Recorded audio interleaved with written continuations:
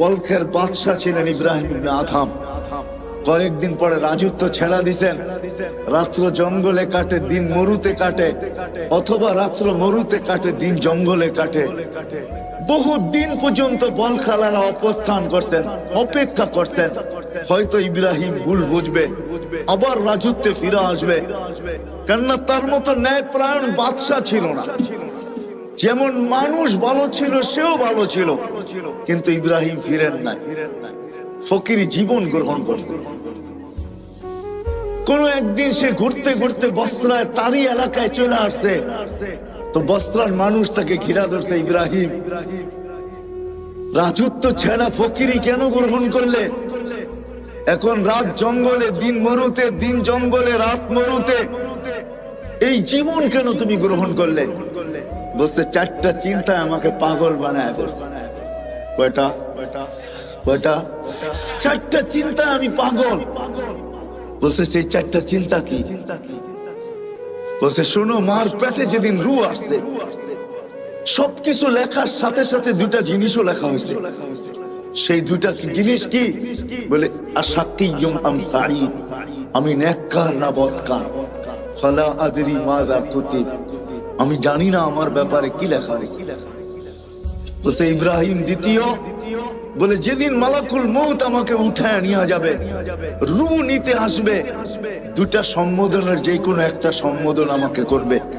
হয়তো বলবে আইয়াতুহান নাফসুত তাইয়্যিব, পবিত্র রূহ, অথবা বলবে অপবিত্র রূহ। দুটার যে কোনো একটা বলবেই বলবে। আগে বলবে ইলা রহিম ওয়া রাইহান, চলো শান্তিময় জগতের দিকে, অথবা আগে বলবে চলো তুমি কষ্ট আর কি দেখছো, চলো ওই কষ্টময় জগতের দিকে। তৃতীয় হয়তো বলবে চলো এরকম প্রভুর কাছে যে তোমার উপরে রাগান্বিত নয়, অথবা বলবে চলো এরকম প্রভুর কাছে যে তোমাকে দেখতে চায় না। বলে ফালা আদরি মাযা ইউখাতিব, আমি জানি না আমাকে কি বলে সম্বোধন করা হবে। বলছে ইব্রাহিম তৃতীয়, বলে কবরে যাওয়ার পরে কেউ প্রশ্ন উত্তরের জবাব দিতে পারবে, কেউ পারবে না। যেমন বোবা মানুষগুলা কথা বুঝাইতে না পারলে হা হা করতে থাকে, যে জবাব না দিতে পারবে সেও হা হা করতে থাকবে। হা হা লা আদরি, আফসোস আমি জানি না। ইব্রাহিম আদম বলতেছে জানি না আমি জবাব দিতে পারবো কি পারবো না। এটা তৃতীয় ভাবনা, তৃতীয় চিন্তা। বলছে চতুর্থ, বলে কিয়ামতের দিন দুই দল করা হবে। ওয়া আম্মা মান উতিয়া কিতাবাহু বিয়ামিনি ওয়া আম্মা মান উতিয়া কিতাবাহু বিশিমালি। আসহাবুল ইয়ামিন আসহাবুশ শিমাল, ফারিকুন ফিল জান্নাতি ওয়া ফারিকুন ফিস সাঈর। এক দল জান্নাতে, এক দল জাহান্নামে। আমি জানি না বি আইয়িল ফারিকাইন, আমি কোন দলের অন্তর্ভুক্ত আমি জানি না। যখন চারটাই চার ভাবনা আমাকে পাগল বানায় দিছে, তো বসরার সমস্ত মানুষ চিৎকার দিয়া বলতেছে ইব্রাহিম শুধু তোমাকে পাগল বানায় নাই, আজকের থেকে তো তোমার কথা শুনে আমরাও পাগল, আমরাও পাগল, আমরাও পাগল হইতে বাধ্য। বাস্তবিক শেষ জায়গায় আমি চলে আসছি। আল্লাহকে পাওয়া, এই ছোট্ট জীবনটার উদ্দেশ্যই হলো আল্লাহ পাওয়া। কি কি পাওয়া? কি পাওয়া? আল্লাহকে পাওয়া। দুনিয়ার জীবনটা হয়তো কাটা যাবে, কেন আল্লাহর প্রতিশ্রুতির কারণে কাটা যাবে, অঙ্গীকারের কারণে কাটা যাবে যে মৃত্যু পর্যন্ত তোমার দায় দায়িত্ব আমার উপরে। কিন্তু একটা দিন আসতেছে, ওইখানে একটা সেকেন্ড কাটবে না আল্লাহ ছাড়া, একটা সেকেন্ডও কাটবে না। কি ছাড়া? কি ছাড়া? আল্লাহ ছাড়া।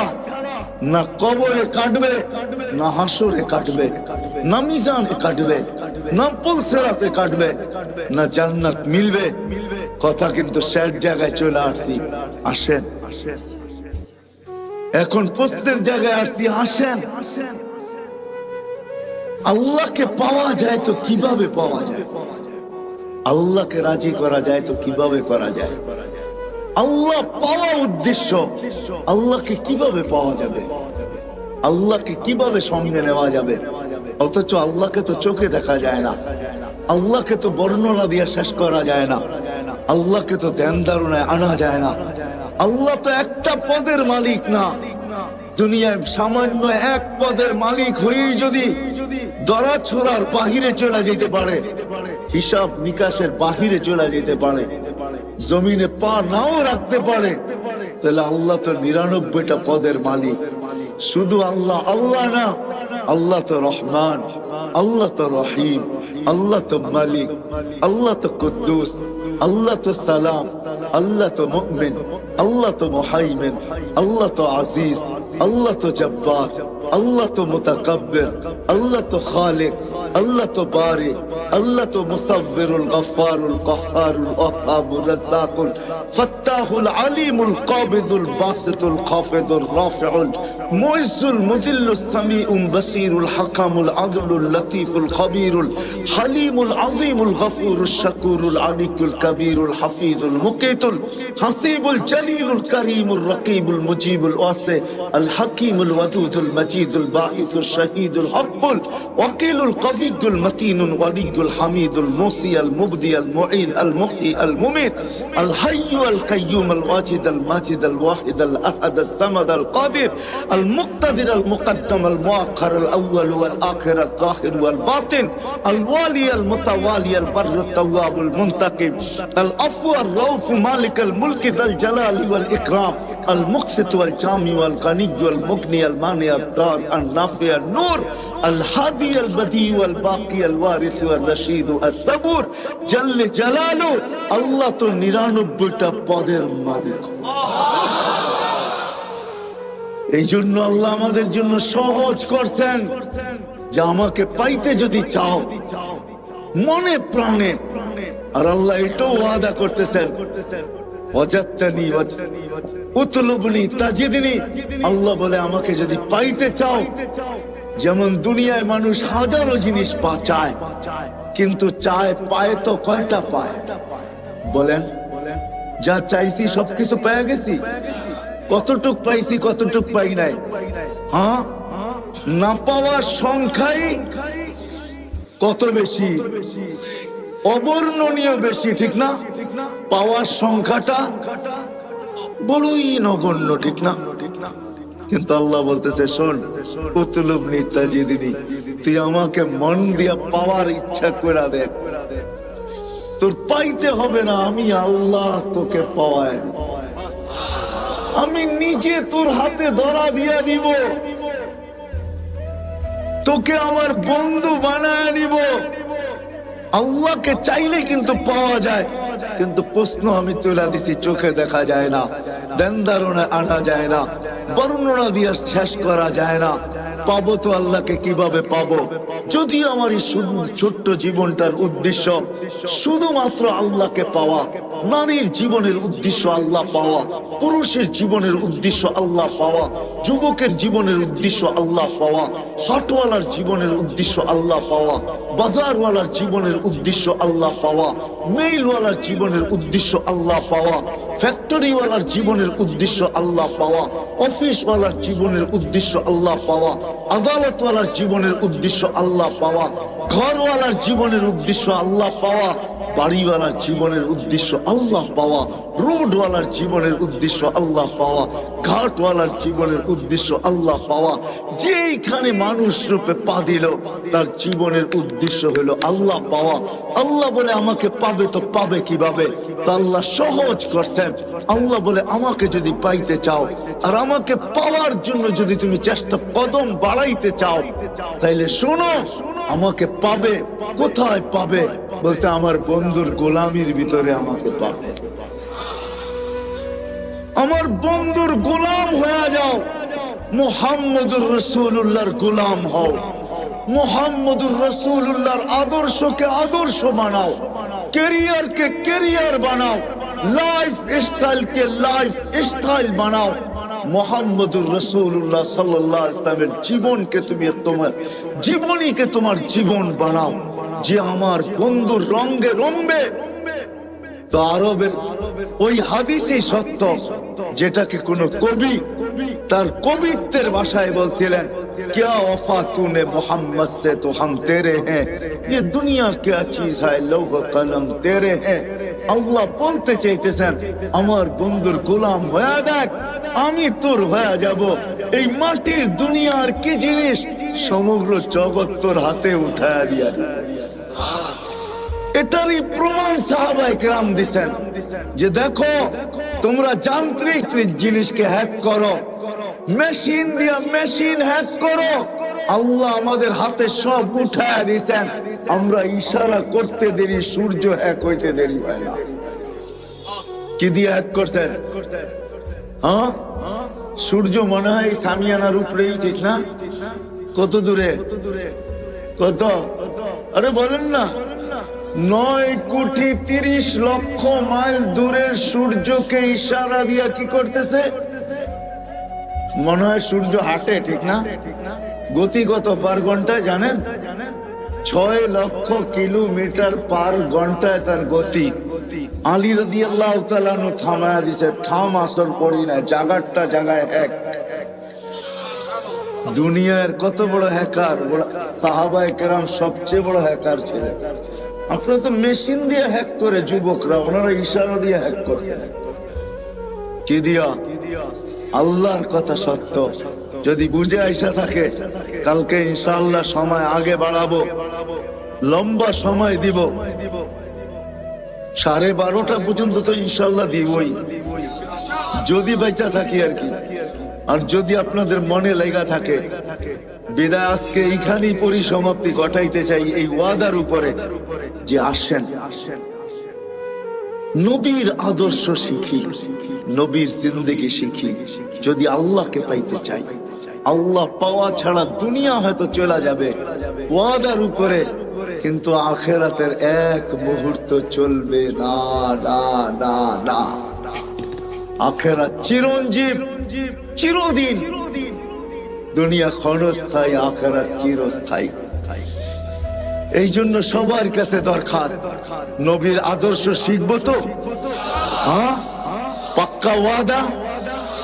বিলকুল। হ্যাঁ, নামের শেষ কথাটা বলে শেষ করতেছি। বাংলাদেশের মানুষের বাঁচার কোনো রাস্তা নাই, দুনিয়ার অন্য দেশের মানুষ বেঁচে যাবে। শোনেন, যেমন আমি বইলা বেড়াই বাংলাদেশ নড়ে চড়ে পড়ে না, এটা যেমন সত্য। বাংলাদেশে শতবার ভূমিকম্প আসছে, বিপর্যয় হয় নাই।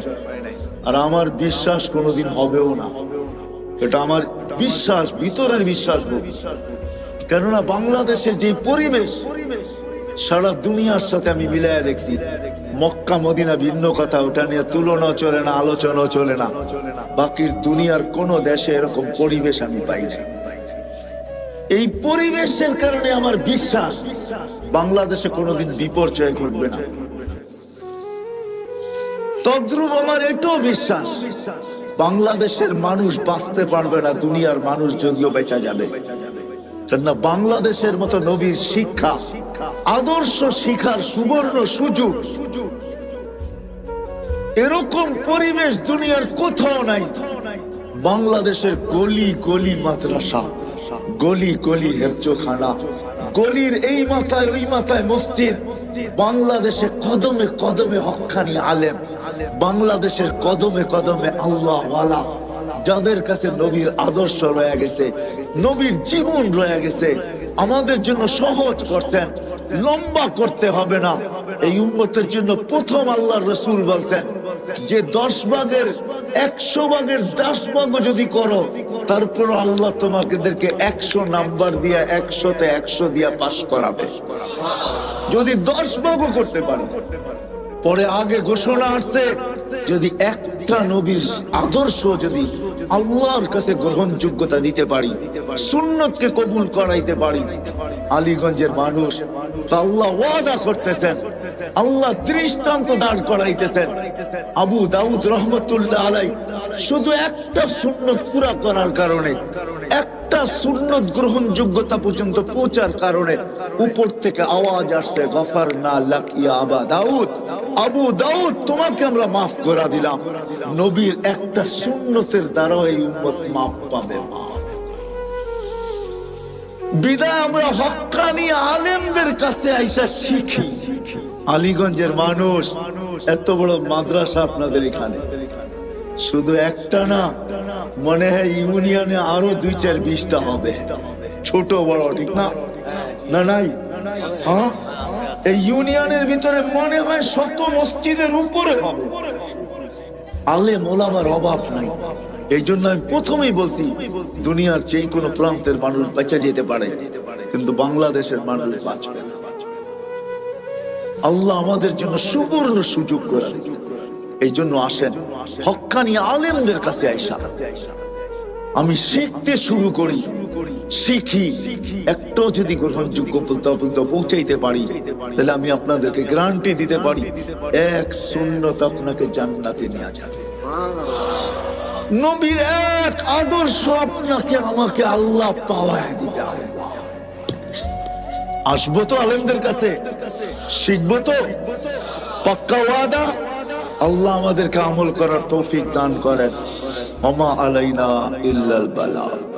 তো اللهم لك الحمد كما ينبغي لجلال وجهك وعظيم سلطانك يا حنان يا منان يا جواد يا كريم يا فعال لما يريد। পরিচিত করে তাহলে আপনার মিডিয়া আমার মাধ্যমে পরিচিত হবে। আপনি এটা ভাইবেন না, মিডিয়াওয়ালারা ভাবে যে আমরা তো আপনাদেরকে পরিচিত করি, এটা ভুল ধারণা। যা হোক, কারো ভিডিও করার অনুমতি নাই, অডিও করতে পারেন, শুধু কথাগুলাকে ট্যাপ করতে পারেন, এটা আমাদের মুরব্বীরা অনুমতি দেয়। যা হোক, কথা শুরু করা যাক, না আবার অন্য কেউ ফতুয়া দিয়া দিবে যে কারি তো আমার আগেই সাতজব আশরাফ সাহেব বলতেছিলেন ছবির বিরুদ্ধে। উনি তো আসার সাথে সাথে দেখলাম মিডিয়া লেগে গেল। ওনার কাছে কি বৈধ না? কথা উনি যেটা বলছেন ওটাই সত্য। বিদায় অডিওর অনুমতি আছে, ভিডিওর কোনো অনুমতি নাই। অডিওতে ছবি আসে না, শুধু কথাগুলো আসে। যাই হোক, আমি কথা শুরু করতে পারি। আমাদের ভাবা উচিত, কেননা আল্লাহ ভাবার মতো আমাদেরকে একটা বিবেক দিয়েছেন, ঠিক না? আমার কথা বোঝেন? শোনা যায়? সবচেয়ে কানেরটা হলে ভালো হতো, কেননা আমি একদিকে তাকায় কথা বলতে পারি না তো। আর এই জিনিসগুলা হলো লিপ টাচ। জিজ্ঞাসা করেন মাইকেলাকে, এটা হলো লিপ টাচ। ঠোঁটের সাথে লাগায় বললে আওয়াজটা খুব সুন্দর হবে। ডাইনে বামে গেলে এটা টাইনা নিবে না, এটার ভিতরে টানার ক্ষমতা নাই। আর এগুলো আমাদের জন্য বানানো হয় নাই, এগুলো বানানো হয়েছে সিঙ্গারদের জন্য। সিঙ্গার বোঝেন? গায়কদের জন্য। গায়করা সবসময় এটা ঠোঁটে লাগায় কথা বলে, তাহলে আওয়াজটাও ক্লিয়ার হয়, সুন্দর হয়। যে আওয়াজ আছে ওইটাকে আরো সুন্দর করে লিপ টাচ হওয়ার কারণে দেখাইলাম তো। কিন্তু আমি লিপ টাচ, এক তো হইলো সিঙ্গার না, আরেক হইলো শুধু এটাকে মুখের সামনে রেখা কথা বলো আমার পক্ষে সম্ভব না। আমি ডাইনও দেখবো, বামেও দেখবো, না আপনারা আমাকে দেখবেন, আমি আপনাদেরকে দেখবো না, এটা তো হয় না, ঠিক না? কি বলেন? হ্যাঁ, একটু চোখে চোখ রাখলে কথাটা ভালো বুঝে আসে। আপনাদের মসজিদে নাই কানেরটা? মসজিদে নাই? হ্যাঁ, নিয়ে আসেন। তো যেটা বুঝাইতেছিলাম, আমাদের বাবা উচিত। কথা কিন্তু শুরু হলো, কথা লম্বা হবে না আজকে।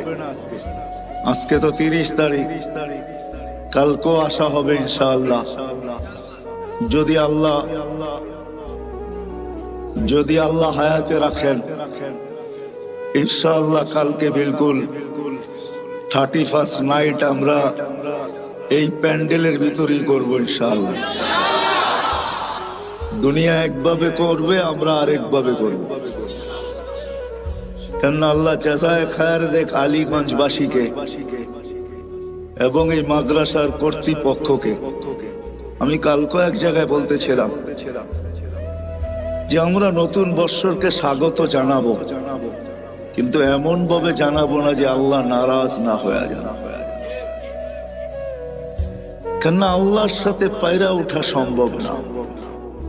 আল্লাহ প্রমাণ দিলেন 2 বছর ধরে আমাদেরকে যে ছোট্ট একটা ভাইরাস মানুষের একটা শরীরের তুলনায় এটার কোনো পার্সেন্টেজ আসে না। আসে নাকি? কি বলেন আপনারা? তো শিক্ষা দীক্ষা, পার্সেন্টেজ আসে? কিন্তু এই আলীগঞ্জ মাদ্রাসার সভাপতি সাবি করুণায় আক্রান্ত হয়েছে। যখন সে আসার পরে আমার সাথে মার্কাজে দেখা হয়, তা আমাকে বলতেছে, ভাই এটা যে কি জিনিস, যে আক্রান্ত না হয়েছে সে ছাড়া কেউ বুঝবে না। যখন অক্সিজেন কমতে থাকে আর তাকে ভেন্টিলেটরে দিতে হয়, তখন সেই জানে। অথচ এত ক্ষুদ্র ভাইরাস যার 20 লক্ষ একত্রিত করলে 1 গ্রাম ওজন হয় না, যার ছোট্ট একটা ভাইরাস দিয়ে আল্লাহ 2020-এ 750 কোটি মানুষের সমস্ত কিছু, বিবেক, বুদ্ধি, বিদ্যা, ব্রেন, টেকনোলজি, সব কিছুকে জিরোর নিচে নিয়ে আসে। ঠিক না? হ্যাঁ, সত্য তো। তাহলে ওই আল্লাহর সাথে পায়রা উঠা যাবে না। বিদায় আলিপুরবাসীকে আল্লাহ জাযায়ে খায়ের দেখ যে আমরাও নতুন বৎসরকে স্বাগত জানাবো, কিন্তু আমরা এমন একটা পদ্ধতিতে জানাবো আমাদের বিশ্বাস আল্লাহ খুশি হবেন, নারাজ হবেন না। ঠিক না? কি বুঝাইতে পারলাম? সারা দুনিয়ার মতো আমরা এটাকে স্বাগত জানাবো না। এই জন্য কালকে ইনশাআল্লাহ কথা লম্বা হবে, সময় অনেক দিব যদি বেঁচে থাকি। আজকে কিন্তু কথা লম্বা হবে না, অল্পতেই শেষ হয়ে যাবে, কিন্তু ধ্যান দিয়া শুনলে বুঝে আসবে আশা করি। আর আমার কাছে তো সুর নাই, এটা তো পুরা নারায়ণগঞ্জ কেন দুনিয়া জানে আমার কথা এরকম কাটা কাটাই হবে। আমি চেষ্টা করব আপনাদেরকে বুঝাইতে। বিদায় যেখান থেকে চলতে শুরু করছিলাম যে এই মানুষটার বাবা উচিত, যাকে আল্লাহ এরকম একটা ব্রেন দিছে। মানুষ বলতে শুধু আপনারা না, মানুষ হিসাবে সমগ্র মানুষের বাবা উচিত, যাকে আল্লাহ এরকম একটা ব্রেন দিছে। কেমন ব্রেন? ব্রেন বোঝেন তো? এরকম একটা ব্রেন দিছেন যে ব্রেনটার দ্বারা মানুষ দুনিয়াটাকে আজকে এতটুকু উন্নত করলো, এতটুকু উন্নত, এতটুকু টেকনোলজি সমৃদ্ধ, এতটুকু বিজ্ঞান সম্মত যে আমরা এটার জন্য মরতেও রাজি, মারতেও রাজি। ঠিক না? আমার কথা মনে হয় বোঝেন নাই। মরতেও রাজি, মারতেও রাজি। চলেন 2-4টা জ্যান্ত কাহিনী শোনাই। এই বছর আমি আমেরিকায় ছিলাম, যখন আমাদের শাটডাউন চলতেছিল তখন আমি আমেরিকায় যাই। অক্টোবরের মনে হয় 22-23 তারিখে আমি আমেরিকার থেকে আসছি। প্রতিবারই কিছু না কিছু জিনিস আমাকে খুব কাঁদায়। এইবারও একটা কাহিনী আমাকে কাঁদাইছেন, আর আমিও কাঁদতে বাধ্য হয়েছি। আমি একটা জানাজায় শরীক হয়েছি। ওই ছেলেটা মেক্সিকো দিয়ে আমেরিকাতে ঢুকছে, বেশি দিন হয় নাই, 1 বছরও এখনো পুরা হয় নাই, হয়তো 5 থেকে 6 মাস হবে। কেননা সে 2 থেকে 2.5 মাস জেলেই ছিল। বাহির হয়ে আসার পরে আর তার মৃত্যুর মাঝে মাত্র 3টা মাস ছিল। সে 30 লক্ষ টাকা দিয়ে আমেরিকাতে ঢুকছে। যখন সে জেলখানার থেকে বাহির হয় তো সে কাজ শুরু করে হোম ডেলিভারি। আমাদের দেশে হোম ডেলিভারি আছে। হোম ডেলিভারি বোঝেন তো? অর্ডার নিয়ে মানুষের বাসায় বাসায় জিনিস পৌঁছে দেওয়া। সে বাইক দিয়ে হোম ডেলিভারি দিত। নোয়াখালী ছেলেটার বাড়ি ছিল, 3 মাসের মাথায় সে হুন্ডা অ্যাক্সিডেন্ট করে মারা গেছেন। ওই জানাজায় আমি ছিলাম। তার কোনো আত্মীয় স্বজন কেউ ছিল না। কার চোখে পানি আসছে কি আসে না এটা আমি জানি না, কিন্তু জানাজার অন্তরালে আমার চোখে পানি আসছে, আর আমি অগোচরে কাঁদতেছিলাম। এই কথা ভাবতে যায় যে উন্নত দুনিয়ার আশা যদি সে না করতো, মৌত তো মানুষের জন্য অবধারিত, সে মরবেই। কে কোথায় মরবে এটা সত্য, এটাই সত্য, ওটা নির্ধারিত। কিন্তু মানুষ হিসাবেও তো একটা ভাবনা আসে, ঠিক না? কি বলেন? আসে না? আসে না? 30 লক্ষ টাকা দিয়ে সে আমেরিকাতে পড়ছে, কর্মজীবনও তার শুরু হয়ে গেছে। এখন পর্যন্ত সে গ্রিন কার্ড পায় নাই, কেননা কেস চলতেছিল, অচিরেই সে পাবে। কিন্তু সে চাকরি করতেছিল হোম ডেলিভারি। জিজ্ঞাসা করলাম তার বন্ধু বান্ধবকে যে কামাইও ভালো ছিল। এগুলা কোনো আমার প্রশ্ন না, ভাবনা না।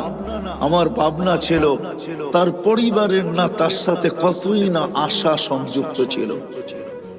ভাইয়ের আশা, বোনের আশা, মায়ের আশা, বাবার আশা, ফ্যামিলির আশা, বিরাট আশা তার সাথে সংযুক্ত ছিল, ঠিক না? হ্যাঁ, কেউ তো জানতো না যে 3 মাসের মাথায় সব কিছু এক অ্যাক্সিডেন্টে ধূলিসাৎ হয়ে যাবে। তারও তো ব্যক্তিগত আশা ছিল, ঠিক না? তাহলে এটাই সত্য। এই ব্রেনটাই কিন্তু দুনিয়াটাকে উন্নত করছে, যেটার জন্য আমরা মরতেও রাজি, মারতেও রাজি। এরকম আরো কয়েকটা কাহিনী আছে যা আমার সাথে ঘটছে। 2019-এর কাহিনী।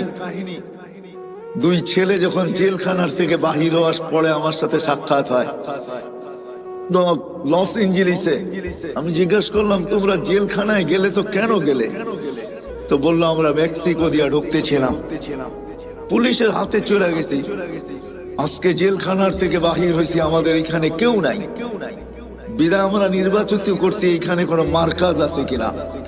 মার্কাজই আমার সাথে তাদের দেখা হয়, নাস্তার টেবিলে, নাস্তার দস্তরখানে। তাদের চেহারা, পোশাক, চুল, কোনোটাই এটা আমি মিলাইতে পারতেছিলাম না যে তারা আমেরিকাতে বসে আছে। যখন জিজ্ঞাসা করলাম তো বললো যে আমরা মেক্সিকো দিয়ে আমেরিকাতে ঢুকতেছিলাম। আমি জিজ্ঞাসা করলাম, কোথায় মেক্সিকো, কোথায় বাংলাদেশ? তোমরা এখানে মেক্সিকো আসলে তো আসলে কি করে? তো বললো যে আমরা প্রথম মেক্সিকো আসি নাই, আমরা প্রথম ভেনিজুয়েলায় আসছি। ভেনিজুয়েলার থেকে 10 থেকে 15টা দেশ পাড়ি দিয়ে আমরা মেক্সিকোর জঙ্গলে আসছি। ওইখান থেকে আমরা আমেরিকাতে ঢুকছি। তো আমি বলতেছিলাম, তোমাদের সাথে কে ছিল? তোমরা 2 জনই ছিলে? তো বলতেছিল, না হুজুর, আমরা 2 জন ছিলাম না, বাংলাদেশে 3 জন ছিলাম। আমি বললাম যে আরেকজন কোথায়? তো 2 জনের চোখের পানি ছেড়া দিয়ে বলতেছিল, হুজুর, সে মেক্সিকোর জঙ্গলে হারায় গেছে, জানি না তার জীবনের পরিণতি কি করছে। আমি প্রশ্নের দিকে আপনাদেরকে নিয়ে যাইতেছি যে এই মানুষটার ভাবা উচিত যাকে আল্লাহ এরকম একটা ব্রেন দিলেন, যাকে আল্লাহ সৃষ্টির ভিতরে সবচেয়ে উত্তম শিক্ষা দিলেন। মানুষের মতো শিক্ষিত আল্লাহ কাউকে করেন নাই। ফেরেশতাদেরকে যদি প্রশ্ন করা হয় আপনাদেরও নাই, তো ফেরেশতারা আগেই জবাব দিয়েছেন, লা ইলমা লানা ইল্লা মা আল্লামতানা। যতটুকু আপনি শিক্ষা দিয়েছেন এর চেয়ে বেশি না শিখার ক্ষমতা আমাদের আছে, না এটাকে ভুলার ক্ষমতা আমাদের আছে। মানুষ ইচ্ছা করলে শিখতেও পারে, বাড়াইতেও পারে, আবার ইচ্ছা করলে হারাইতেও পারে। কি বলেন? কত ডাক্তারি তো পাওয়া যাবে, ডাক্তারি বিদ্যা পড়ার পর সত্ত্বেও প্র্যাকটিস না করার কারণে, কোন হাসপাতাল বা ক্লিনিকের সাথে সংযুক্ত না হওয়ার কারণে, বাপদাদার ব্যবসার সাথে যুক্ত হওয়ার কারণে 2-10 বছর পরে সবকিছু ভুলে গেছে, সব হারিয়ে গেছে। এখন তাকেই ডাক্তারের শরণাপন্ন হইতে হয়। এমনকি ছোট্ট একটা রোগের ওষুধ পর্যন্ত সে লিখতে পারে না। ওই মানুষ যাকে আল্লাহ এরকম বিদ্যা দিলেন, ইচ্ছা করলে বাড়াইতেও পারে, ইচ্ছা করলে হারাইতেও পারে। যাকে এরকম ব্রেন দিলেন, যাকে এরকম চিন্তা ক্ষমতা দিলেন, যেই মানুষটাকে আল্লাহ কুদরতি হাতে তৈরি করলেন। সমগ্র সৃষ্টির জন্ম বৃত্তান্ত ভিন্ন। আলিপুরের মানুষ, আমাদের জন্ম বৃত্তান্ত ভিন্ন। সমগ্র সৃষ্টিকে আল্লাহ একটা শব্দ দিয়ে তৈরি করছেন, 2 অক্ষরওয়ালা একটা শব্দ। আল্লাহ বলছেন কুন, কাফ নুন কুন। বলতে দেরি, ফাকান হইতে দেরি হয় নাই। চাই সেটা ক্ষুদ্র থেকে ক্ষুদ্র হোক, যেমন করুণার জীবাণুর মতো, যেটাকে খালি চোখে তো দূরের কথা, মাইক্রোস্কোপ দিয়েও দেখা যায় না। এটাকে জুম করতে হয়, জুম বড় করতে করতে তারপরে এটাকে চোখে দেখা যায়।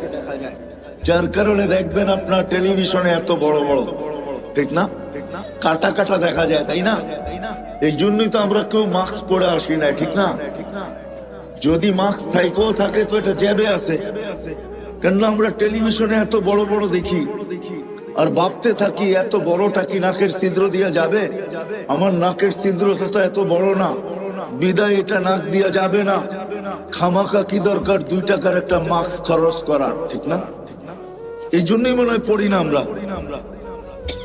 তো যেটা আমি বুঝাইতেছিলাম আপনাদেরকে, যে মানুষটার উচিত সমগ্র ক্ষুদ্র থেকে ক্ষুদ্র, এটা কোন দিয়া তৈরি, আর বিশাল থেকে বিশাল ওই সৃষ্টি যেটাকে হুকুম দিলে আল্লাহ নিজেই বলছেন লাউ আমারতুল মালাইকা আইয়াকুলাস সামাওয়াতি ওয়াল আরদ। একটা ফেরেশতা আমার কাছে রাখা আছে, যদি সমগ্র সৃষ্টিকে খাইতে বলি, লা আকালা বিলুকমা, একটা লোকমা বানায় ভিতরে নিয়ে নিবে।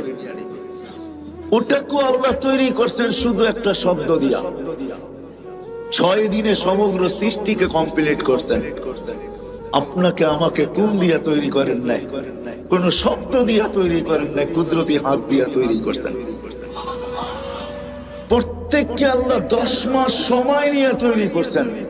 এমন না যে 10 মাসের ভিতরে সমগ্র নারী পুরুষকে আমি সৃষ্টি করে ছেড়ে দিলাম, তা না। প্রত্যেকের ব্যাপারে আল্লাহ 10 মাস সময় নিয়ে তৈরি করছেন। ওই মানুষটার বাবা উচিত শুধু তৈরি করেন না, যাকে শ্রেষ্ঠত্বের মুকুট আল্লাহ মাথায় পড়ায় দিয়েছেন। ওয়ালাকাদ কাররামনা বনি আদম, আমাদেরকে আল্লাহ সৃষ্টির ভিতরে শ্রেষ্ঠ। অনেক নবীর সাথে আল্লাহ কথা বলছে জমিনে রেখা, কিন্তু বন্ধুর পালা যখন আসছে বলছে না বন্ধু, জমিনে রেখা কথা বলা চলবে না, তাইলে বন্ধুত্বের পরিচয় হবে না। বন্ধুত্বের পরিচয় তো ওই সময় হবে কবা কাউসাইনি আও আদনা সুম্মা দানা ফাতাদাল্লা ফাআওহা ইলা আবদিহি মা আওহা। আরশের উপরে উঠে আসেন, পাশে বসেন, আপনি আমাকে দেখবেন, আপনি বলবেন আমি আপনাকে দেখব, আর আপনি আমি বলবো। এটা হবে বন্ধুত্বের পরিচয়। উম্মতে মুহাম্মাদি যে রসুল আরশে যায় আমাদেরকে ভুলে নেয়, আরশে যায় ভুলে নেয়। আল্লাহ সালাম দিছে বন্ধুকে, মনটা খারাপ হয়ে গেছে, আল্লাহ বুঝা ফেলছে মন কেন খারাপ, যে আমাকে তো সালাম দিলেন আমার উম্মত। আল্লাহ বলে আজীব আজীব, তো এইখানে উম্মত, জমিনে উম্মত, সব আকাশে উম্মত, সব জায়গায় উম্মত, আরশের উপরে উম্মত, আমার পাশে বয়ে উম্মত। লানত আমাদের জিন্দেগির উপরে। যুবক, তোমাদের পায়ে হাত দিয়া বলি, মনে চায় বুঝাইতে বুঝাইতে জানটা দিয়া দে। তারপরও যদি আমার জাতি বসত, বলছে উম্মত যদি এই টেবিলে না ওঠে তো কোথায় উঠবে? এখন যদি উম্মত না উঠাই তো কোথায় উঠাবো? এরকম কাছে হব তো হব কবে? এরকম নিরিবিরি হব তো হব কবে? এরকম পরিবেশ হবে তো হবে আর কবে? এরকম নৈকট্য পাবো তো আর পাবো কবে? এই জন্যই তো উম্মত উঠাইছি, যার কারণেই তো আপনি আত্তাহিয়াতের ভিতরে পড়তে পারেন ও আলা ইবাদিল্লাহিস সালিহিন। নাইলে তো আল্লাহ বন্ধুকে সালাম দিছিলেন, আসসালামু আলাইকা আইয়ুহান নাবিয়্যু ওয়া রাহমাতুল্লাহি ওয়া বারাকাতুহু। আল্লাহ তো বন্ধুকে সালাম দিছেন, আপনাকে আমাকে তো দেন নাই। কিন্তু বন্ধু আপনাকে আমাকে ওই স্টেজে উঠায় নিছেন। উম্মতকে বলেন না আরো সে যায়া ওই রসুলের জন্য আমরা কতটুকু করলাম বলেন বলেন। যিনি দুনিয়াতে আসতে দেরি সেজদা করে আমাদেরকে মেসেজ দিতে দেরি করেন নাই, কিছু না করতো এই উম্মত 5 ওয়াক্ত নামাজই পড়তো। এই উম্মত কিছু না করতো, 4 মাস গুনাহ না করতো। রজব, জিকাদা, জিলহজ্জা, মুহররম আল্লাহ তো নিষেধ করছিলেন, ফালা তুজালিমু ফিহিন্না আনফুসাকুম। এই 4 মাস উম্মতে মুহাম্মাদি নিজের উপরে নিজে জুলুম করো না, গুনাহ করো না। 4 মাস যদি গুনাহ না করতো, 11 মাস যদি যা খুশি তা করতো, রমজানটা পুরো আল্লাহকে দিয়া দিত, রমজানটা দিয়া দিত। হায় হায়, পুরা রমজান না দিত, শেষ 5 রাত্র দিয়া দিত, বেজর 5 রাত্র আল্লাহকে দিয়া দিত। বেজর 5 রাত্র তো আল্লাহকে দেন। সব পাইলেন কার কারণে? যার কারণে পাইলাম তার জন্য কতটুকু করলাম, এই যোগ বিয়োগ আজকে মিলাইতে হবে। বলেন, নিজের বিবেকের কাছে প্রশ্ন করেন, কতটুকু করলাম? আজকে ওই নবীর আদর্শ ছাড়ার কারণে, নবীকে ভুলা যাওয়ার কারণে, আল্লাহকে ভুলা, এটা আমি মনে করি যে আল্লাহ বলে আমারটা তো আমি মাফ করে দিব, কিন্তু বন্ধুরটা করবে। আজকে আমরা মুহাম্মদুর রাসূলুল্লাহ সাল্লাল্লাহু আলাইহি ইসলামের ইজ্জত রাখি নাই, যার কারণে সব থাকা সত্ত্বেও আমরা আজকে নির্যাতিত। আমার মন বলে এই কারণেই আমরা নির্যাতিত, নাইলে আমরা নির্যাতিত হইতাম না। নাইলে আমরা নির্যাতিত হব তো হব কেন? আল্লাহ নিজেরটা মাফ করে দিবে, কিন্তু বন্ধুরটা না। বন্ধুর এই জন্যই তো আল্লাহ রসুল বলছে, এক জমানা আসবে আমার উম্মত 5টা জিনিসকে ভালোবাসবে, 5টা জিনিস ভুলা যাবে। ইউহিব্বুনাল হায়াত ওয়া ইয়ানসাউনাল মাউত, জীবন ভালোবাসবে, মৌত ভুলা যাবে। ইউহিব্বুনাদ দুনিয়া ওয়া ইয়ানসাউনাল আখিরাহ, দুনিয়া ভালোবাসবে, আখিরাত ভুলা যাবে। ইউহিব্বুনাল কুসুর ওয়া ইয়ানসাউনাল। ও মানুষ, সমগ্র সৃষ্টির জন্য সুখের যেরকম পরিবেশ রাখছি, ও মানুষ তোর সুখের জন্য আমি দিনের পরিবেশ রাখছি। তুই দিনের পরিবেশে সুখী হবি, দিনের পরিবেশ ছাড়া তুই সুখী হবি না। আজকে আমাদের জীবনটা একা একই না, ব্যাচেলার বেশি দিন থাকা যায় না, বেশি দিন থাকলে আবার মানুষের কথাও শুনতে হয়। চিরকুমার শব্দ একটা বাংলায় আছে, কিন্তু এই চিরকুমার বলে আর কি, কিন্তু আঙ্গুল যে কতগুলা ওঠে ওটা আর দেখে না, শুধু বলে চিরকুমার। মানুষ অনেকজনে কয় মালপত্রই নেই, চিরকুমার থাকবে না তো থাকবে কি? ঠিক না? মনে হয় বুঝাইতে পারি না আপনাদেরকে। তো চিরকুমার শব্দ যদিও থাকে, কিন্তু মানুষ ব্যাচেলার থাকতে পারে না। মানুষের জন্য জীবনে 2টা পার্ট থাকে, নারীও থাকে, পুরুষও থাকে। 2টা পার্টই মানুষের। মানুষ, আমরা মানুষ, আমাদের সংসার, আমাদের ফ্যামিলি, আমাদের জীবনটা, এটাকে সুখে থাকার জন্য আল্লাহ আমাদেরকে দিনের পরিবেশ দিছেন। বুঝাইতে পারলাম? দিনের পরিবেশ কেন? এই ছোট্ট জীবনটাই কিসে থাকার জন্য? সুখে থাকার জন্য। আমরা কিন্তু সারাদিন দৌড়াই সুখ। আচ্ছা, এখন আমাদের কাছে যে সুখ আছে, আমি একটা সুখের কাহিনী উঠাইয়া ধরতেছি। এখন আপনাদের কাছে বিচার রাখবো কি আমরা সুখী না তারা সুখী? আগে আমি কাহিনী তুলে ধরি। 3 দিন পর্যন্ত ঘরে চুলা জ্বলে নাই, খেজুরের বিচিও ছিল না যে একটু চাবায়া পানি পান করবে। 4র্থ দিন ঘরের অভিভাবক যাইতেছেন তো বলতেছেন, দোয়া করো আজকে যেন কিছু জুটে।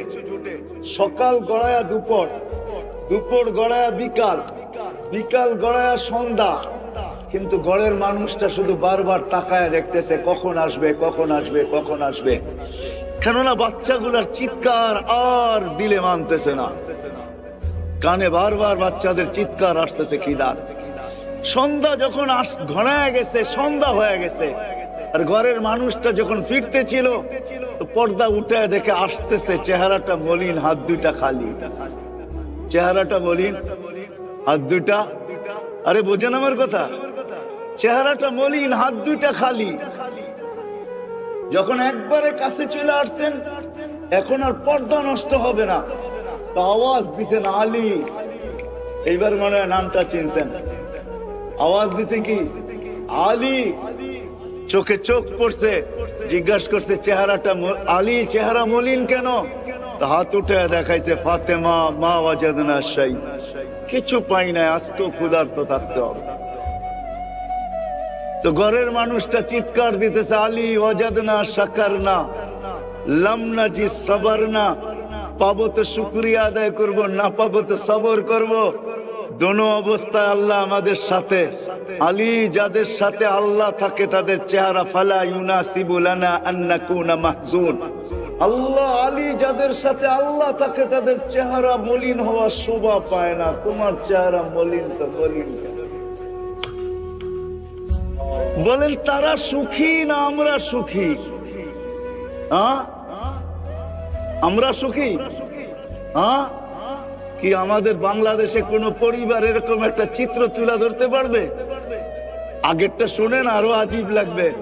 বলতেছে আলী হাসবে তো দরজা খুলবো, নাইলে খুলবো না। হাসবে তো দরজা খুলবো। আলী রাদিয়াল্লাহু তাআলা আনহু হাইসা দিছেন, দরজা খুলা দিছেন। পরেরটা আলী রাদিয়াল্লাহু তাআলা আনহু নিজে বলতেছে ফাতেমা সাররাত ওয়া তাবাসসামাত, আমি দেখতেছি ফাতেমা মুস্কি মুস্কি হাসতেছে আর খুশিতে নাচতেছে। অথচ চতুর্থ দিনের ক্ষুধার্ত স্বামীকে স্বাগত জানাইতেছে। মন জিততে হবে, স্বামী যেন না বুঝতে পারে যে আমি ব্যথিত হয়েছি। তো মুস্কি মুস্কি হাসতেছে। আলী রাদিয়াল্লাহু তাআলা আনহু বলতেছে, আলী রাদিয়াল্লাহু তাআলা আনহু বলতেছে আমি আর পারি না, পারলাম না। কাঁধে হাত রেখা বললাম রাহিমাল্লাহু ইমরাআতান, তোর মতো মেয়েদেরকে আল্লাহ রহমতের বৃষ্টির ভিতরে ডুবায়া দেখ। দাখালা যাওজুহা বাইতাহা সাররাত ওয়া তাবাসসামাত, এই অবস্থায় ঘরে ঢুকলাম আর তুই মুস্কি মুস্কি হাসিস। তো বলতেছে আলী আগেরটা শোনাবো, তুমি শুনাইছো আমিও একটা শোনাবো। তো বলছে আলী তুমি যখন ঘর থেকে বাহির হয়ে যাও তো হাজিনতু ওয়া তাশাওয়াকতু, তুমি যখন বাহির হয়ে যাও তো আমার চেহারাটা মলিন হয়ে যায়। আলী আমি সারাদিন তোর রাস্তা দেখতে থাকি, তুই কবে আজ কখন আসবি? আলী রাদিয়াল্লাহু তাআলা বলতেছে ফাতেমা এই জন্যই কি এক টোকায় দরজা খুলে দিস? তো বলছে আলী ঠিক বলছিস, তুই আসার আগে দরজায় পিঠ লাগায় দাঁড়ায় যাই, টোকাটা যেন দরজায় না পড়ে আমার পিঠে পড়ে, এক টোকায় খুলে দিতে পারি।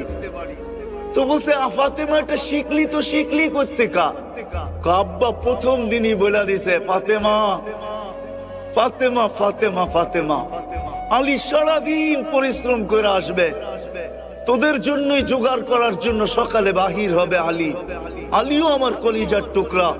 ফাতেমা আলী যেন দরজা খটখটাইতে না হয়, এক টুকায় যেন খুলে দিতে পারিস। ওই দিন থেকে আলী দরজায় পিঠ লাগায় দাঁড়ায় থাকি, এক টুকায় যেন খুলে দিতে পারি।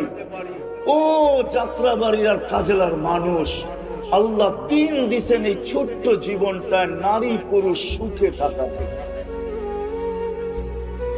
দিনের ভিতরেই সুখ। সময় আমার হাতে নাই, নাহলে হাজারো কাহিনী আমার সাথে ঘটা আপনাদেরকে আমি শুনাইতে পারি। হায় হায় ডেকি বলে আকাশে গেলেও বাড়া বাঁধে দান বাঁধে, ঠিক না? একটা প্রবাদ বাক্য আছে, ঠিক না? আমরা যেখানেই যেই মানুষ পানি পড়া নিতে আসে, সেটা আমেরিকা হোক আর কানাডা হোক আর অস্ট্রেলিয়া হোক আর উন্নত বিশ্ব হোক, তখন জিগাই পানি পড়া দিয়া করবেন তো করবেন কি? হাজারো মানুষের চোখের পানি এইখানে ছবি সহ সেভ করা আছে।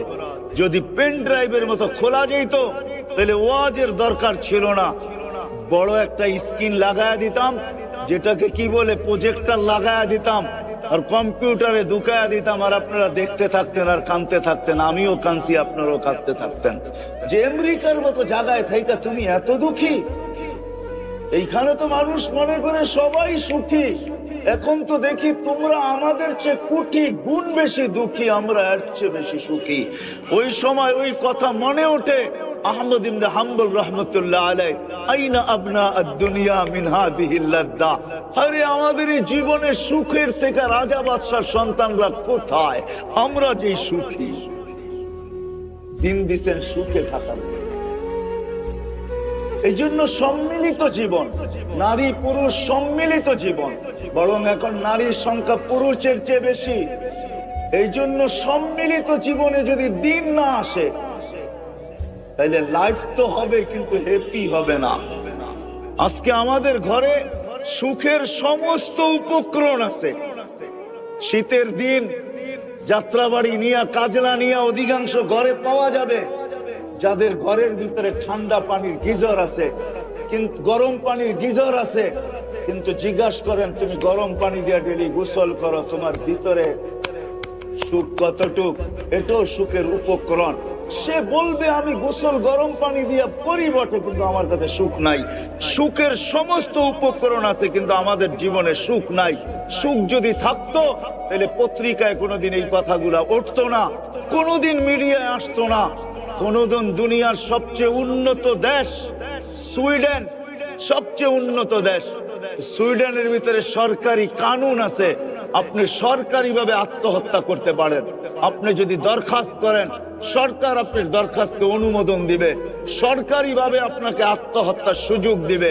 লোক আসবে, আপনি যেইভাবে চাবেন ওইভাবে আপনাকে বিদায় করে দিবে। সার্চ দেন মোবাইলে, তারপরে সত্যায়িত করেন।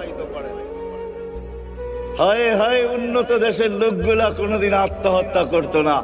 সুখের উপকরণ থাকলে সুখ হয় না। সুখের জন্য আল্লাহ আমাদেরকে দিয়েছেন দিনের পরিবেশ। যত বেশি দিনদার হবে অত বেশি সুখী হবে। সুখী উপকরণ আছে, নাই তো আমাদের জীবনে শব্দ সুখটা নাই, সুখ আমাদের শব্দটা নাই। উপকরণ আছে, আসবাব আছে, সব আছে, কিন্তু সুখ নাই। সুখ শব্দটা আমাদের জীবনে নাই। হ্যাপি কে কে আছে, কিন্তু বাট আমাদের জীবনে হ্যাপিত্ব নাই। হ্যাপি কে কে লেখা আছে, কিন্তু হ্যাপি শব্দটা আমাদের জীবনে নেই। You are no happy. আপনিও বলবেন যে আমিও হ্যাপি না, আমিও হ্যাপি না। হ্যাপি নাই কেন? দিনের পরিবেশ নাই। এই জন্য দিন দিছেন আল্লাহ আমাদেরকে এই ছোট্ট জীবনটা সুখে থাকার। একটা মাত্র দেখাইলাম আপনাদেরকে, বিবেচনা করেন ওনারা সুখী ছিল না আমরা সুখী, ওনারা হ্যাপি না আমরা হ্যাপি। অথচ ওই দিনই আলী হাসান হুসাইনকে নিয়ে যাওয়া হয়েছে আল্লাহ রসুলের কাছে। ইয়া রাসূলুল্লাহ, চতুর্থ দিন হইতে চললো, শেষ হইতে চললো, হাসান হুসেনের মুখে কিছু জুটে নাই, আর রাখা যায় না। আল্লাহ রসুল কাপড় উঠে দেখাইছেন, আমার পেটেও পাথর, আমার ঘরেও কিছু নাই, কিন্তু কলিজার টুকরাকে সওয়া, কান্না তো সওয়া যায় না। তো বলছেন নিয়ে আসো হাসান, আসো। জিহ্বা বাহির করে দিয়া বলছে চুষতে থাকো। একটু চুষার পরে বলছে নানা যান পেট বেড়ে গেছে, আর চুষবো না। বলছে হোসাইন তুমি আসো। হয় হয়, যার মুখের ভিতরে এমন জিহ্বা তার পেটে পাথর, তারপরও সুখ। আসেন, আমার কথা শেষ। যদি ছোট্ট জীবনটা সুখী হইতে চাই, আমাদের দুনিয়ার জীবনের দুইটা পার্ট, একটা নারী একটা পুরুষ, দুজনকে দিনদার হইতে হবে। আর যদি দুইজন দিনদার না হইলো, একজন দিনদার হইলে হবে না। গাড়ির চাক্কা একটা হাওয়ায় আছে আর একটা পাংচার, আপনি চালায় নিয়ে যাবেন, একটু পরে গাড়িও যাবে, আপনিও যাবেন। দুটোই হাওয়া থাকতে হবে, দুজনই দিনদার হইতে হবে। আজকে সন্টেক মহিলা মাদ্রাসা একটা, এরকম প্রত্যেক গলি গলি হওয়া দরকার ছিল। আমরা নতুন শিক্ষা, আধুনিক শিক্ষায় আমরা বিরোধী না, কিন্তু আধুনিক শিক্ষা যদি একটা শব্দ ডিকশনারিতে দেখি, জেনারেল শিক্ষা মানে কি? হ্যাঁ, জেনারেল মানে কি? হ্যাঁ, কি? তো সাধারণ জিনিস নিয়ে তো গৌরব করা যায় না, ঠিক না? আমার আওয়াজটা দেখেন না, দোলের মতো, এটা নিয়ে তো আমি গৌরব করতে পারি না যে আমার আওয়াজ একবারে শুনিয়ে আসছে কোকিলের মতো। এটা নিয়ে সাধারণ শিক্ষা নিয়ে আবার কি গৌরব করা যায়? জেনারেল মানেই তো সাধারণ। কি ডিকশনারি তো এটাই লেখা, ঠিক না? কি আমি কি ভুল অর্থ বলতেছি? বাংলা ডিকশনারিতে জেনারেলের অর্থ দেখেন সাধারণ শিক্ষা। সাধারণ নিয়ে আবার গৌরব করে কি করে? আমরা এটার বিরুদ্ধে না। আপনি সাধারণ শিক্ষা শিখেন, কত শিখবেন শিখেন, কিন্তু হ্যাঁ, যতটুক না হইলেই নয়, যতটুক দিনদারি না হইলে আমি সুখী হব না, আমার সন্তান সুখী হবে না, আমি ফ্যামিলিগত সুখী হব না, বাপ হইয়া সুখী হব না, মা হইয়া সুখী হব না। এতটুক শিক্ষা কমসে কম আমাদেরকে এই সনটেক মাদ্রাসা থেকে নেওয়া উচিত। ওটার জন্য সহজ, যদি এইখানে মক্তব্য পড়া যায়, 3 বছরের কোন একটা মেয়ে বা 5 বছরের মক্তব্য হবে কিনা জানি না আমি, কয় বছরের, 3 বছরের নুরানি মক্তব্য যদি পড়া যায়, আমার এই বিশ্বাস এই মহিলা কোনোদিন হারাবে না। একটা পুরুষও যদি পড়ে, ওই ছেলে কোনোদিন হারাবে না। কেননা কখনো না কখনো ওই মক্তবের শিক্ষা তার ভিতর ভিতর থেকে আওয়াজ দিবে, তুই হারাবি তো হারাবি কি কইরা, তুই না ওই হাদিস পড়া আসছিস। নুরানিতে কতগুলো হাদিস মুখস্থ করায়, ওই হাদিসগুলা মাঝে মাঝে তাকে ভিতর থেকে বাইজা উঠবে আর বলবে তুই হারাস তো হারাস কি কইরা।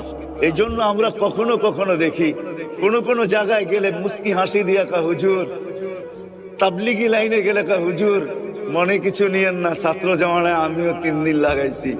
ওই সেটা তার কোনো না কোনো সময় বাইজা ওঠে। মক্তব্য যদি পড়ে তো কোনো না কোনো সময় ভিতর থেকে বাইজা উঠবে, তুই না ওই হাদিসগুলা পড়ছিস, আজকে হারাস তো হারাস। এই জন্য শেষ জায়গায় চলে আসছি, দিন আল্লাহ আমাদেরকে দিচ্ছেন এই দুনিয়ার জীবনে সুখে থাকার জন্য। এই মাদ্রাসাগুলা ওটারই প্রতীক, ওটারই আলো, ওটারই সূর্য বলতে পারেন, প্রদীপ বলতে পারেন, প্রদীপও বলতে পারেন। এটারই আলো, এটারই সূর্য এই মাদ্রাসাগুলা, মহিলা হোক আর ছেলের হোক, দিনদারি মানুষকে শিখানোর জন্য। কেন একটু সুখে থাকতে হবে, কসম খোদার এখনো দুনিয়ায় পাওয়া যাবে। ঘরে হয়তো চুলাও মাঝে মাঝে জ্বলে না, কিন্তু ওনাদের আপসে যে ভালোবাসা, ওই ভালোবাসা যদি সারা দুনিয়াও বাইটা দেওয়া হয়, তারপরও দুইজনের ভালোবাসায় বিন্দুও কমবে না, এরকম ভালোবাসা আছে না? নাই? আছে। নাইলে 7,000 টাকা বেতন পেয়ে সংসার চালায় তো চালায় কি করে? ওপেন দুনিয়া, ওই বেটি গার্মেন্টসে যায় না তো যায় না কেন? ও বলছে 7,000 কেন, তুই 5,000 পা, 5,000 কেন না পা, তোর গলা ধরা সুখের যে ঘুম আসে, ওই ঘুম দুনিয়ার কোথাও আসবে না। নাইলে মসজিদ মাদ্রাসায় 5,000 7,000 টাকার বেতনে চাকরি করতে পারতেন না।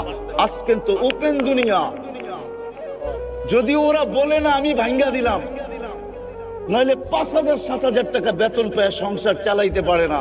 ওই ঘরের থেকে কোনোদিন অভিযোগ আসে নাই, আপনাদের কাছে চিঠি আসে নাই অভিযোগের, ওই ঘরে কোনো চাহিদা নাই। যদিও ছোটবেলার একটা ডাইজেস্টের পড়া মনে উঠছে, এই জন্য বলি, ওইখানে লেখা ছিল সকিনার আর স্বামীর সাথে ঈদ করা হইল না।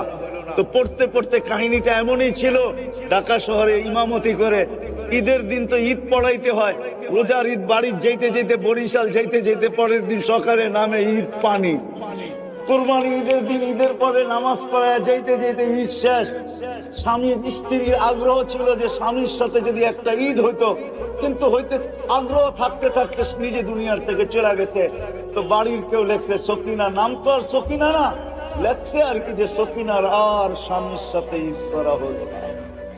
তো আমিও নিচে লেখা দিছি, হ্যাঁ ঈদ করবে একদিন সকিনা, জান্নাতে তার ঈদ আমরা খাবো, তার ঈদ হবে, ইনশাআল্লাহ হবে। যেমন মুসা আর ঈসা আলাইহিস সালামের ওলিমা আমরা 100,000 দিন খাবো, টানা 1000 দিন ঈসা আলাইহিস সালামের ওলিমা আল্লাহ আমাদেরকে খাওয়াবে।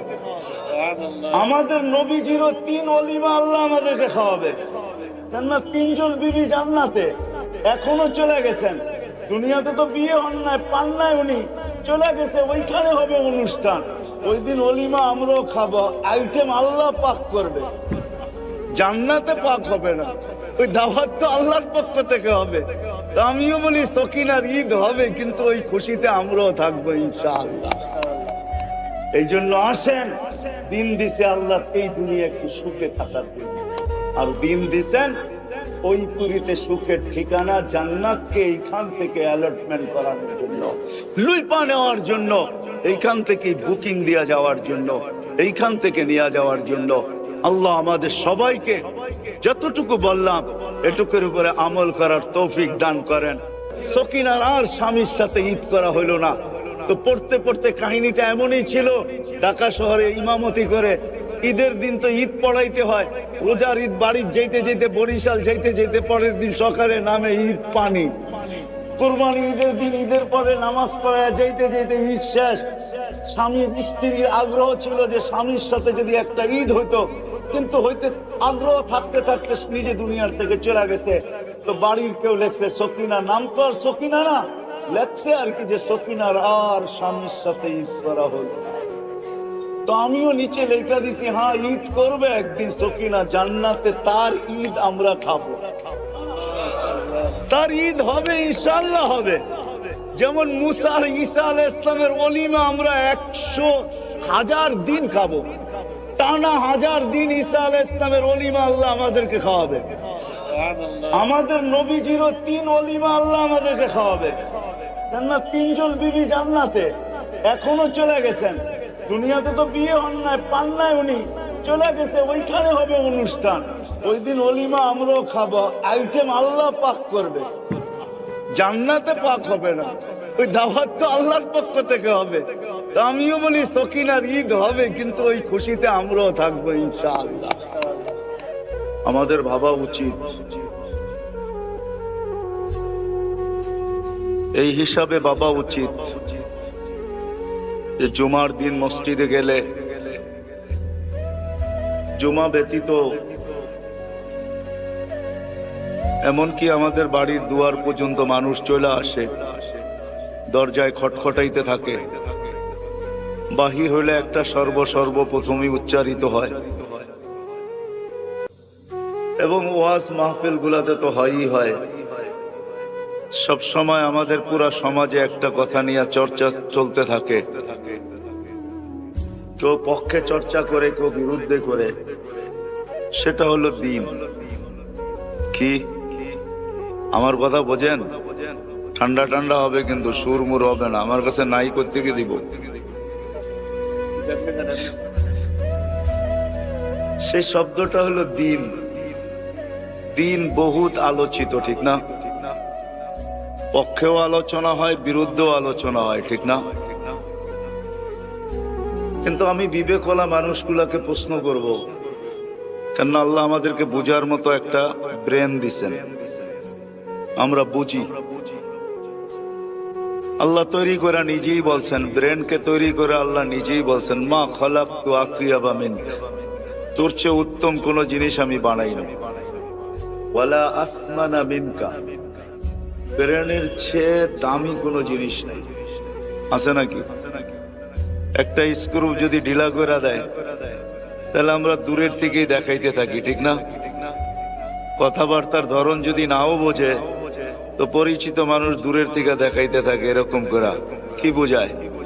যে একটু ঢিলা আছে, যদিও এখন ঠিক বলতেছে, একটু পরেই কিন্তু উল্টায়া যাবে। যেমন আমারই মনে আছে, হেমায়তপুরে যাওয়ার পরে যখন দেখতেছিলাম পাবনায়, তো 2-4 জন বলতেছিল এদিক ওদিক কি দেখেন, আমাদের সাথে থাকলে আপনিও 2 দিন পরে ভালো হয়ে যাবেন। অথচ ওনাদেরকে ভর্তি করানো হয়েছে কেন, আর আমিই বা গেছি কেন? উনি আমাকে অসুস্থ মনে করতেছে, নিজেকে সুস্থ মনে করতেছে, আর আমাকে বলতেছে 2-4 দিন থাকেন তাইলে আমাদের মতো ভালো হয়ে যাবে। এদিক ওদিক তাকান তো তাকান কি, আবার দেখা দেখা হাসেন কেন?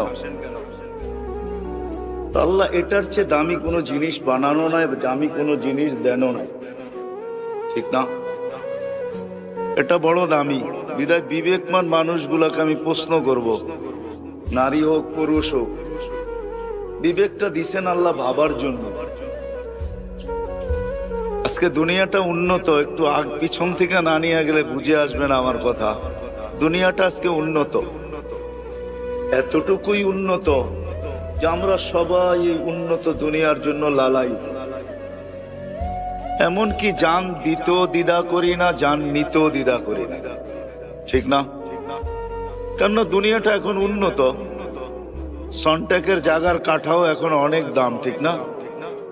এখনো আমার মনে আছে যখন শুধু একটাই রোড ছিল, ওই যাত্রাবাড়ির ওদিক দিয়া যেতে হয়তো ড্যামরা, এই রোডটা ছিল না তখন। এদিকে কচুরি পানা আর কচুরি পানাই ছিল, বর্ষায় আসলে পানি আর পানিই ছিল, ঠিক না?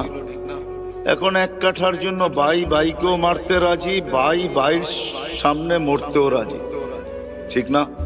কেন? উন্নত, ঠিক না? উন্নত দুনিয়াটা কিন্তু উন্নত হয়েছে আমাদের এই বিবেক বুদ্ধি বিদ্যার উপরে পারাইখা, বা বিবেক বুদ্ধি বিদ্যার সিঁড়ি বাইয়াই দুনিয়াটা উন্নত হয়েছে, ঠিক না? ওই উন্নত মানুষটার বাবা উচিত যে সারা দিন শুনি দিন দিন দিন দিন, হুজুরদের মুখে আর কোনো কথা নাই, খালি দিন আর দিনই। জুমায় যাইতো দিন, দিন নিয়ে আলোচনা।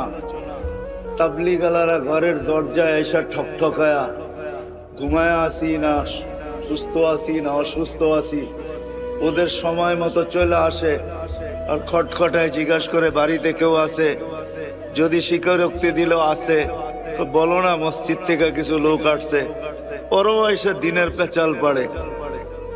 আমি প্রশ্নের জায়গায় চলে আসছি, চলেন না আমরা বিবেক দিয়া ভাবি যে এই দিনটা আল্লাহ আমাদের